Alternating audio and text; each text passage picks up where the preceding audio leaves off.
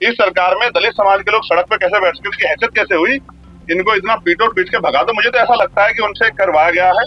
पीड़ित परिवार की एक ही डिमांड है कि अगर पुलिस ने जो कार्रवाई की है, परिवार की महिलाओं को, पीड़िता की माँ को भी चोट लगी है, पीड़िता की बहन को भी चोट लगी है, और वो भय के साए में, अगर और क्रोध आ जाए तो गोली नहीं चला सकते अधिकारी, और इस्लामी के आदेश नहीं। जब तक इस हमारे बच्चों पे जो अन्याय हुआ और जो निर्दोष लोग जेल भेजे गए उनको नहीं छोड़ा जाएगा, मैं धरने में बैठ रहूंगा। मेरठ के रोहटा थाना क्षेत्र के थिरौट गांव में बीए छात्रा का शव मिलने के बाद में जो उसकी हत्या हुई थी, उसको लेकर आज नगीना सांसद और आजाद समाज पार्टी के जो संस्थापक हैं चंद्रशेखर आजाद मेरठ पहुंचे, लेकिन मेरठ से पहले ही सिवाय टोल पर उनके काफिले को यहाँ पे रोक दिया गया।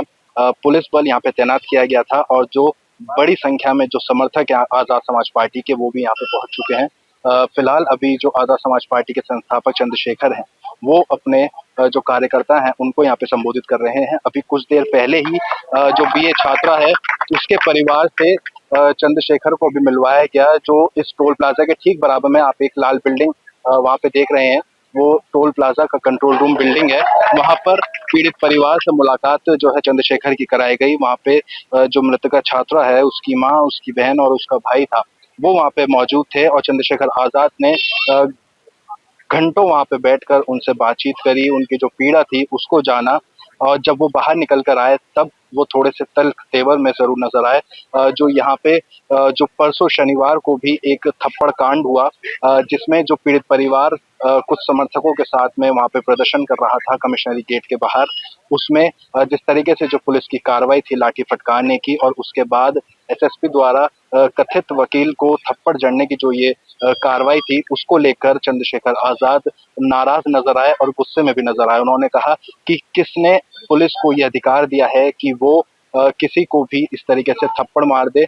वहां पे जो है उनको समझाया जा सकता था और बातचीत की जा सकती थी, लेकिन इस तरीके से लाठी फटकारना और थप्पड़ मारना दलित समाज का शोषण है, ये बात उन्होंने कही। और उसके बाद उन्होंने ये भी कहा कि इस पूरे मामले को लेकर जो 20 तारीख से पार्लियामेंट है, एक बात पे उन्होंने जोर दिया कि 20 तारीख के जो पार्लियामेंट है, यदि वो जिंदा रहते हैं तो वहां पार्लियामेंट में वो इस मामले को लेकर धरने पर भी बैठेंगे। जब उनसे पूछा गया कि आप जिंदा रहने की बात का आपका क्या मतलब है, तो उन्होंने कहा कि इस भाजपा सरकार पर उन्होंने जो है तंज कसते हुए कहा, जब इस पार्टी में जो आम जनता है उसको मारा पीटा जा सकता है, तो सांसद और जो हम लोग हैं उसके ऊपर भी कुछ भी किया जा सकता है। ये उनका तर्क था कहने का। लेकिन इसके साथ ही उन्होंने जो है नाराजगी जताते हुए ये भी कहा कि जो दलित समाज है उसको दबाने की कोशिश की जा रही है और इस चीज के लिए वो अपनी आवाज लगातार बुलंद करते रहेंगे।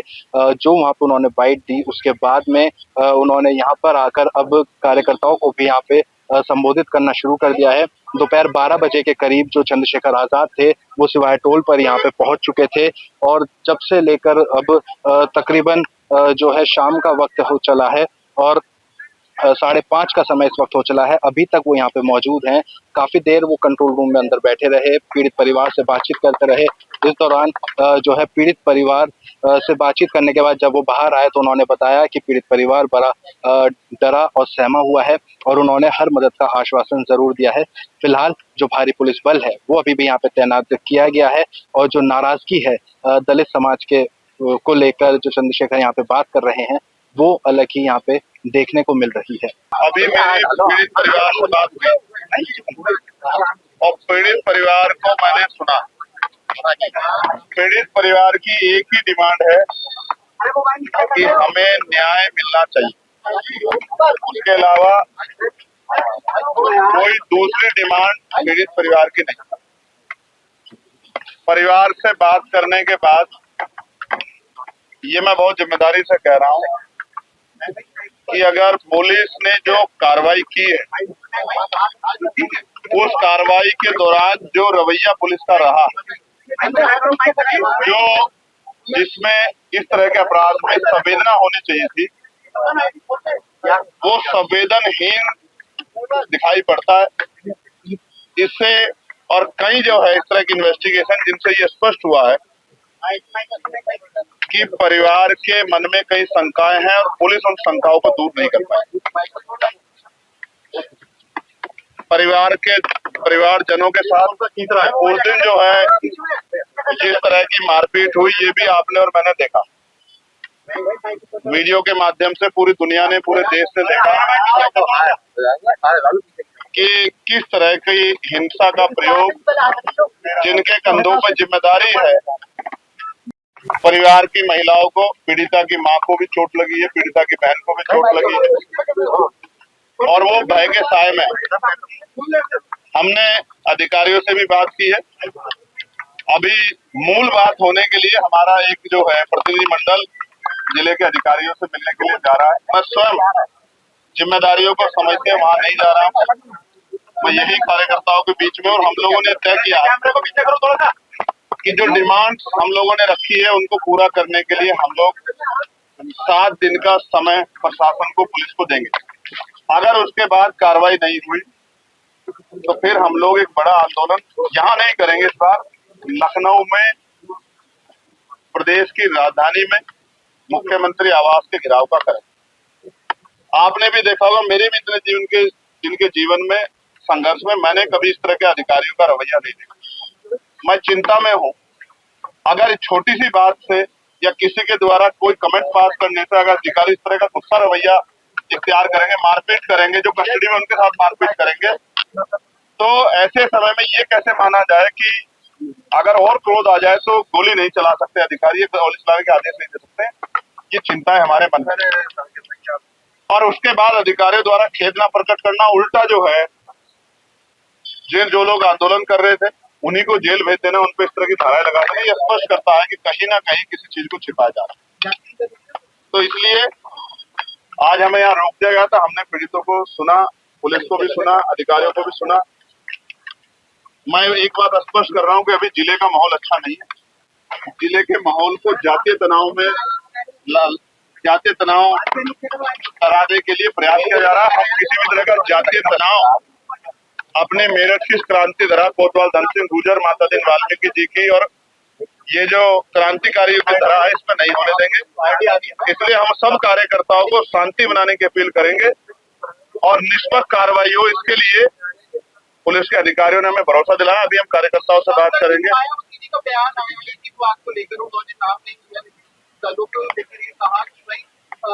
आप सड़कों पर ना उतरेंगे, कानून की प्रक्रिया होती है, ट्रांसपोर्ट से निपटाया जा सकता है, क्या कहना चाहते हैं?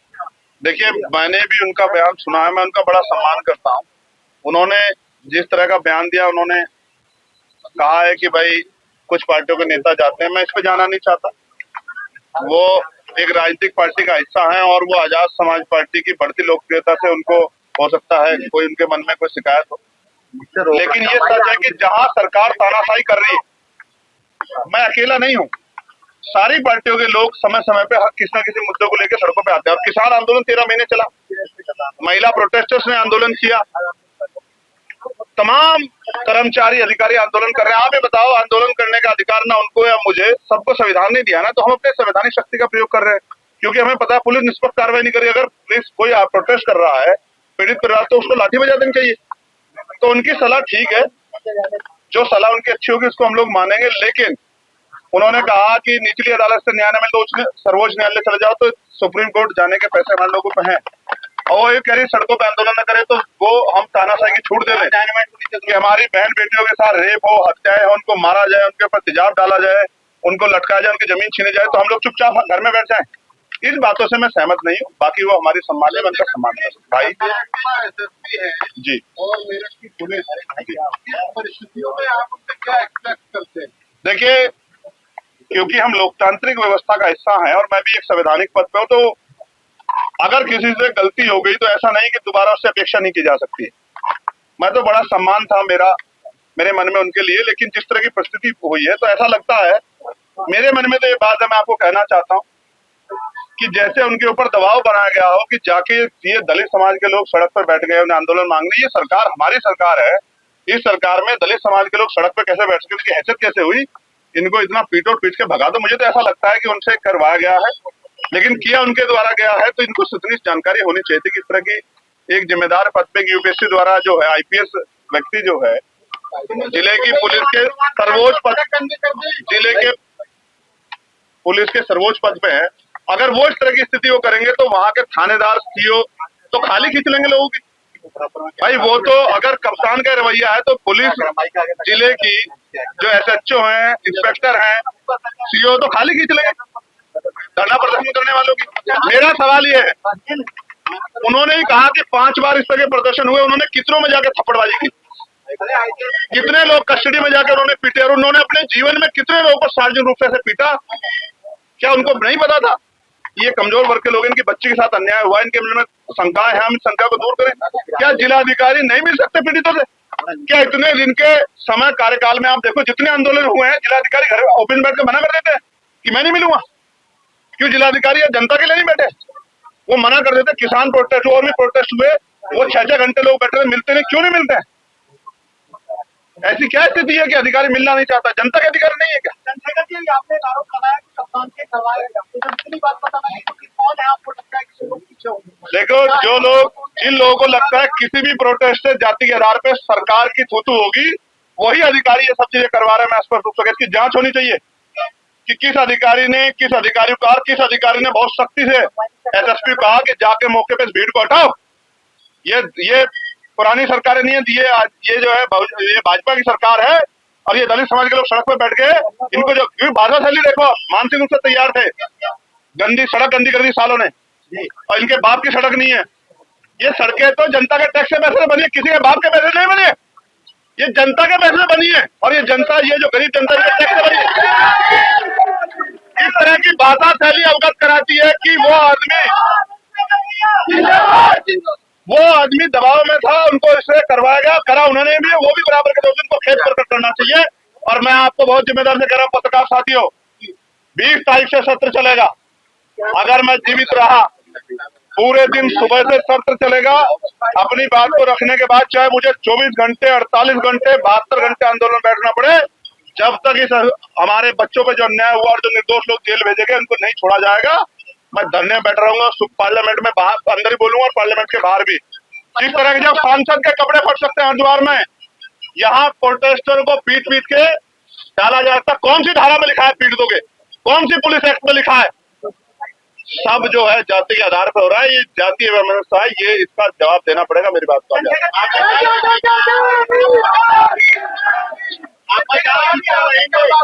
आपने बड़ी बात कही कि मैं जिंदा रहेंगे, तो इसके क्या मायने हैं? इसके मायने ये है कि सरकार में ना सांसद ना आम जनता, जब मेरी बहनें सुरक्षित नहीं है, हमारे नौजवान रायबरेली में मार दिया मेवालाल पासी को, जिसके घर गया था मैं, जब हमारे परिवार के लोग सुरक्षित नहीं, बाढ़ आ गई दलितों पे सरकार में, बाढ़ आ गई दलितों पे, पिछड़ों पे, आदिवासियों, मुसलमानों, बाढ़ आ गई सरकार में, रोज हिंसा हो रही है। कितने घरों में जाएंगे हम लोग? ये जिम्मेदारी मुख्यमंत्री की है, ये जिम्मेदारी चीफ सेक्रेटरी की है, डीजीपी की है, जिम्मेदारी हमें उठानी पड़ रही है। न्याय उनको दिलाने से तनख्वाह वो ले रहे हैं और हर जिले में जाके लड़ना हमको पड़ रहा है। ये अन्याय हो रहा है सरकार। आपको किससे जान का खतरा है? देखो, मैं एक बार मरूंगा, जब भी आएगी तब मरूंगा मैं। मेरी स्थिति क्या है ये तो आप जानते हैं, मेरे पे साझी रूप से गोलियां चली, लेकिन मैं फिर कह रहा हूँ, मेरे लोगों का खतरा भी मेरा ही खतरा। जब मेरे भाइयों बहनों को, मेरी माँ को, उनको मैंने देखी, उसकी माँ को, उस बच्चे की माँ को देखी, उसको ना यहाँ पट्टी बांधी हुई सूझ रही है, डंडे मार रहे हैं आपको क्योंकि दलितों की बहनें बेटियां बैठी हैं। भैया मैं मान जाता, आप सारे पत्रकारों बताओ पिछले 1 साल में किसी पर लाठी पड़ी क्या प्रोटेस्टर पर? क्यों नहीं हुई? क्योंकि जाति बहुत बड़ा मसला रखती है भाई। इस जाति का जो भाव है ये बड़ा खतरनाक है। और मैं आपके सामने कह रहा हूँ, निष्पक्ष भाव से निष्पक्ष जांच हो, एक भी निर्दोष जेल ना जाए और एक भी दोषी बचे ना, इसकी जिम्मेदारी पुलिस ले। संतुष्ट करे जनता को, परिवार को संतुष्ट करे कि हम आपकी वो कर रहे हैं। जो डिमांड्स है हम डिमांड कर रहे हैं, परिवार नहीं कर रहा है। भाई पत्रकार साथियों सुन लेना, वो परिवार की बच्ची थी जो पढ़ा लिखा के तैयार करती थी, कमा के, आज हमारी बहन है यहाँ सीओ जो इस मामले की जांच कर रही है, सोम्या, हो सकता है वो IAS बनती, IPS बनती, डॉक्टर बनती, इंजीनियर बनती, अपने परिवार को पैरों पे खड़ा करती। उस परिवार को एक सरकारी नौकरी मिलनी चाहिए। इस मामले की CBI जांच हो, क्योंकि बहुत सारे ऐसे लोग हैं जो इसमें शामिल है जिनको 120 में इंक्लूड नहीं किया गया। तीसरा, अभी फॉरेंसिक रिपोर्ट नहीं है, FSL की रिपोर्ट नहीं है, बहुत कुछ क्लियर नहीं है। अभी सामूहिक दुष्कर्म है नहीं है, कुछ भी अभी क्लियर नहीं हुआ है। आने दीजिए, कितने लोगों के फिंगरप्रिंट मिलते, क्या मिलता, निष्पक्ष होगा, पता लग जाएगा। जिस थाना अध्यक्ष को रात को एप्लीकेशन दी और उसने कहा मैं सुबह को वो करूंगा, क्योंकि दलितों की बेटी है भाई, बहुजन समाज की बेटी, सुबह को देखूंगा, उस थाना अध्यक्ष पर कार्रवाई अब तक क्यों नहीं हुई? बहुत सारे सवाल हमारे मन में है। जब अधिकारी कह रहे हैं इससे ज्यादा कुछ नहीं करेंगे तो ये पता लगता है कि कुछ करने की मनसा नहीं। इसलिए उस परिवार को, परिवार वहां भय के साए में, क्योंकि 4 दिन पहले भी उस परिवार के पीछे 4 लोग लगे, तो उस परिवार को का पुनर्विस्थापन जो है वो जो है रिहेबिलिटेशन यहाँ होना चाहिए शहर में, जो वो सुरक्षित रह सके, ये एक्ट कहता है, ठीक है। और अभी तक कोई मुआवजा सरकार ने घोषित नहीं किया। क्यों नहीं किया? क्योंकि दलितों का दलित परिवार, इसलिए मुआवजा नहीं घोषित किया। मैं आपसे कह रहा हूँ, आप पश्चिम उत्तर प्रदेश में रहते हैं, लेकिन मीडिया की गूंज पश्चिम उत्तर प्रदेश तक नहीं है। मैं भी लखनऊ गया तो रायबरेली जाना पड़ा, मैं सहारनपुर हरिद्वार गया तो मुझे टिहरी जाना पड़ा। ये भारतीय जनता पार्टी सरकार में दमन हो रहा है, हमारे लोग इस दमन को भूलेंगे नहीं, आने वाले समय में सबक सिखाएंगे। मेरी बात, मैं चंद्रशेखर आजाद आपको विश्वास दिलाता हूँ कि मैं अपने एक एक आदमी को बताऊंगा कि किस तरह का न्याय लिस्ट बना के पिछले 5 सालों में सरकार में, और उससे पिछले 5 सालों में हाथरस से लेके कपसाड़ की बेटी तक। और मीडिया के बंधु, मैं आपका धन्यवाद देता हूँ जिन्होंने हमारी बेटी का चरित्र हनन करके कपसाड़ में भी खबरें चलाई थी कि उसका प्रेम प्रसंग था। घटनाएं तो बहुत होती है, लेकिन प्रेम प्रसंग जब दलित की बेटी होती है या पिछड़े समाज की होती है तभी दिखता है। अनुष्का पाल 45 दिन तक पड़ी रही उसमें नाले में। यही न्याय है, ये हमारे हिस्से में आए देश में, ठीक है। हमारी बेटी गायब होती है, सुबह को ढूंढेंगे, पहले कुत्ता बिल्ली गायब हो जाता तो रात को मिल जाता था। हमें और ताकत बनानी पड़ेगी और हमें और लड़ाई लड़नी पड़ेगी। और सुरक्षित नहीं है सरकार में, कोई नारे कुछ भी लगा देता है। चलिए देखो, ठीक है। परिवार ने सिर्फ एक ही मांग रखी कि आप आए हो, हम आपका इंतजार देख रहे थे, हम आपसे उम्मीद करते हैं कि आप हमें न्याय दिलाओगे। हम डर के साए में हैं, हमारे बच्चों को डराया जा रहा है, हमारी बच्चा सुरक्षित नहीं है। 1.5 साल पहले भी इस तरह से मेरी बेटी को उठा के लेके गए थे। पुलिस तो कहती है कि फैसला हो गया था, जबकि हमें डरा धमका के फैसला करवाया गया था और हमसे वादा किया गया था आज के बाद आपकी बच्ची की तरफ आंख उठा के। मेरे पर नोट है उस बच्ची का, जो उसने 11 तारीख को लिखा है, जिसमें उन्होंने कहा है, उसने कहा मेरी जान खतरा है, यानी कि वो 11 तारीख को भी उसको उम्मीद थी कि उसके साथ अन्याय हो सकता है, वो मर सकती है। 11 तारीख को किया, 15 तारीख को उसको उठाया। जिस आदमी से खतरा महसूस कर रही है उसके साथ स्वीकृति चली जाएगी, बताइए आप मुझे। तो इसका मतलब, क्योंकि फिर मैं कहूंगा दलित की बच्ची है साहब। अभी आज तो नहीं हुई, कल भी हुई, परसों भी हुई, जिस दिन लाठीचार्ज किया उस दिन भी हुई। अधिकारी हैं, जिम्मेदार अधिकारी हैं, उनसे ही कहेंगे, उनको भी अपने जो है द्वारा जो व्यवहार किया गया उसके पे खेद होना चाहिए। और इस मामले में कठोर कार्रवाई हो इसकी उम्मीद करते हैं। मगर मैं आपसे कह रहा हूँ, मामला तब खत्म नहीं हुआ है, मामला लखनऊ भी जाएगा और दिल्ली भी जाएगा, जंतर मंतर पे जहां भी जा सकता जाएगा, लेकिन अन्याय नहीं सहेंगे। ये बात मैं जो लोग जेल भेजे गए हैं उनका क्या? जो लोग जेल भेजे गए हैं, मैंने अधिकारियों को कहा है कि बिना शर्त के उनको रिहा किया जाए, क्योंकि आपने जो 7 CLA एक्ट सबको लगाया, किसी सरकारी संपत्ति का नुकसान नहीं हुआ, आपने सिर्फ अपने आप को बचाने के लिए उनको जेल भेज दिया। उन सारे बच्चों को, वो सारे बच्चे हमारे समाज के हैं, राजनीति भले अलग अलग पार्टी में करते हैं, उनको रिहा करना चाहिए बिना शर्त के। हमारा विरोध करने वाले जो अपील है 2 पेड़ लगाए, जो सपोर्ट करें वो 1 पेड़ लगाए, और हमसे कोई सवाल है तो हमारे पास आए, हम 1000 पेड़ लगाएंगे। और 1 पेड़ प्रधानमंत्री जी भी माँ के नाम लगा रहे हैं, लेकिन इन पेड़ों की छांव में कौन बैठेगा ये जनता तय करेगी। मेरी बात पे याद रखें। आपके राज्य की खबरें, आपके शहर की खबरें सबसे पहले जानने के लिए देखते रहें अमर उजाला। चैनल को सब्सक्राइब जरूर कर लें और पाएं हर अपडेट।